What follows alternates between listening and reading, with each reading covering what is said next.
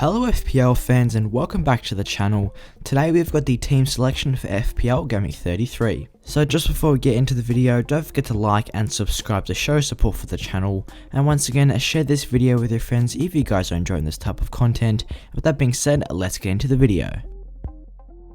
So first of all, let's have a look at how the team got on so far in Game Week 32.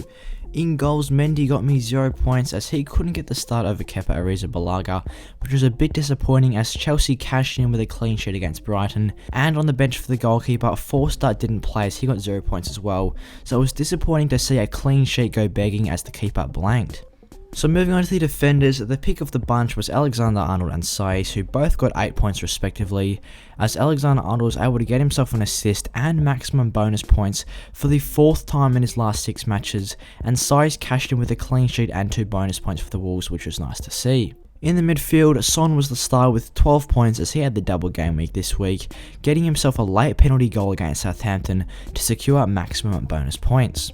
Jota and Fernandes both blanked, which was disappointing as they had some decent fixtures respectively as they faced Leeds and Burnley, and Jesse Lingard proved his consistency once again by getting 7 points converting a penalty against Newcastle. Up top, Kane got 12, doubled to 24 in captaincy, which was nice to see as he's the equal highest scoring player in the team for this week, so that was a good call there. So despite not playing that fixture against Southampton, he still had a decent return. And to cap off the team, it is Kelechi Iheanacho. He is still yet to play against West Brom at home, and I am hopeful for him to continue his goal scoring form as he scored once again in the FA Cup midweek and is looking very good for Leicester. On the bench, Forster got 0 points, Gundogan got 1 point, so he's going to come on for Aaron Cresswell, who was injured with the hamstring injury, so that's a bit disappointing. We only have 1 point added to the score, as I was hopeful since Gundogan started that he could get a return, but not to be. Then Dallas and Bamford are both blanked against Liverpool, getting 1 and 2 respectively.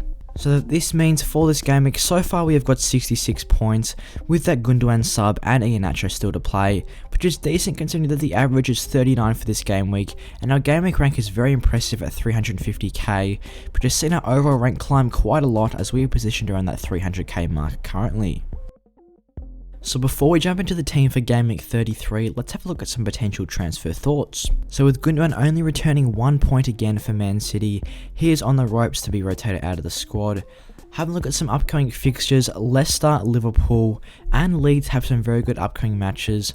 So since those teams do play in Game Week 33, it could be worthwhile looking for midfielders around that £6 million price range, such as the likes of Rafinha or Jack Harrison. Or if Harvey Barnes can come back, then he will be good for Leicester. But for now, James Maddison looks like the decent player around that £6 million to £7 million price range. Also, Bruno Fernandes has been a bit out of touch recently for Manchester United, and with their fairly tricky fixture run facing Liverpool and Leicester as 2 out of the next 4 matches, it could be worthwhile looking elsewhere to some other premium options in midfield, such as the likes of Mo Salah, who obviously didn't start in Liverpool's most recent Premier League match, but he is getting so many chances and he does have the highest projected points for the rest of the season, so it could be worthwhile moving on to him. So now taking a look at how the team lines up for Game Week 33. In goals, we've gone with Edouard Mendy, who this week faces West Ham away. It's an okay fixture. Obviously Chelsea have been getting quite a few clean sheets recently, but West Ham are getting goals.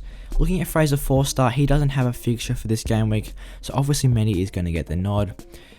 He should be starting this week instead of Kepa, as I'm sure this was just a squad rotation.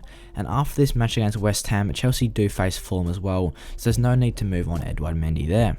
So now moving on to the defenders, starting off with Aaron Cresswell. He faces Chelsea at home this week, which is a tricky fixture for clean sheets because Chelsea are decent in the attack and West Ham have conceded 10 goals in their last 4 matches. Cresswell obviously has a 50% chance of playing according to the FPL website with his hamstring injury.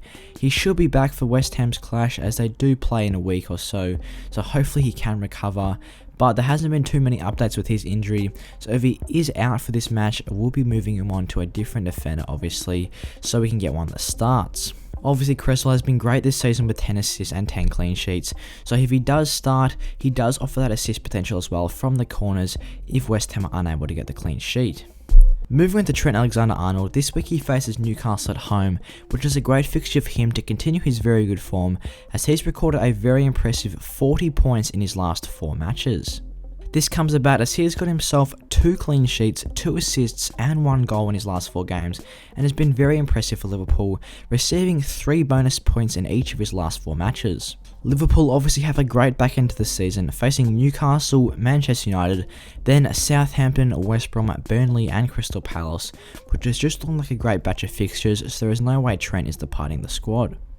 Moving on to Romain Saiss, this week he faces Burnley at home, which is looking like another promising fixture for a clean sheet for the Wolves, as they have kept 2 consecutive clean sheets, as Saiss has recorded 14 points over this period, as he did get himself 2 bonus points in their most recent match against Sheffield. Compared to the likes of Connor Cody, Saiss is slightly the better option, as he does get more involved in the game, which does allow him to get those bonus points, and he does offer slightly higher attacking threat from the corners with his headers, as this season he has returned 3 goals, which is fairly impressive. Also, at just a 6.5% ownership, he is a great differential option at the back, and with Wolves facing Burnley and West Brom as their next 2, it's definitely good to have Saiss in the squad. Moving on to Stuart Dallas, this week he faces Manchester United at home. Obviously this is not the best fixture for Stuart Dallas, as Manchester United do tend to score goals and Leeds have conceded the most in the league so far, so we could be getting a couple of points deducted off for goals conceded for Stuart Dallas.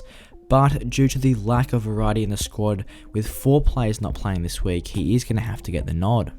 Saying this though, he is coming off 17 points against Manchester City just 2 weeks ago, so he has proven that despite Leeds not getting the clean sheets, he can offer that attacking threat, which is one of the main reasons that he is in the squad.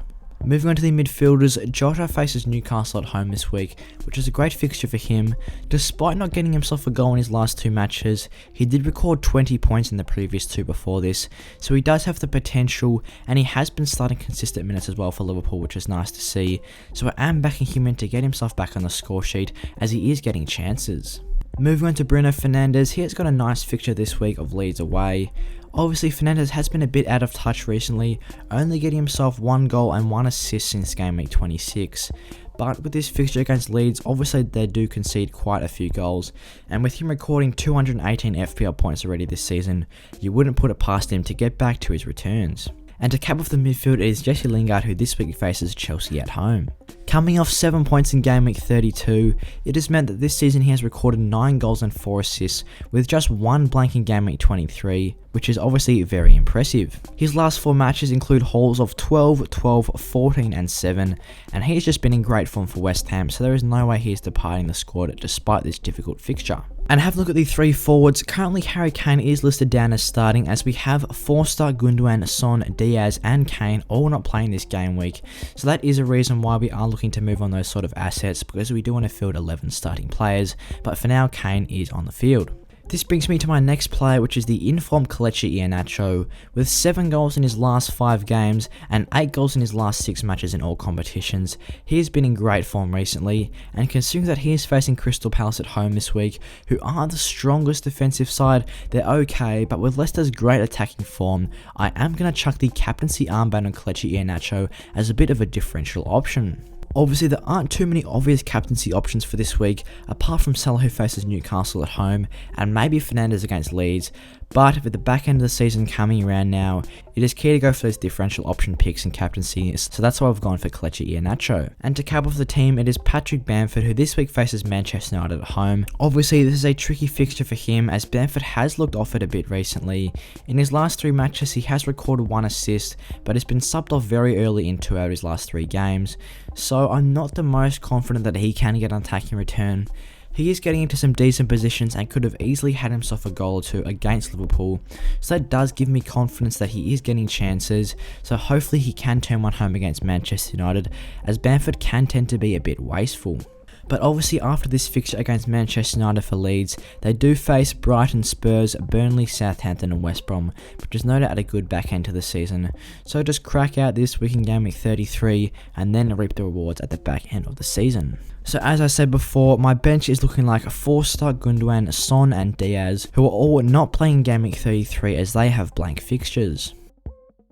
So that's what we've got for today for the team selection of game week 33. I hope you guys enjoyed the video. If you did, give it a like and subscribe to show support for the channel. And once again, share this video with your friends if you guys are enjoying this type of content. And with that being said, I'll see you guys in the next one.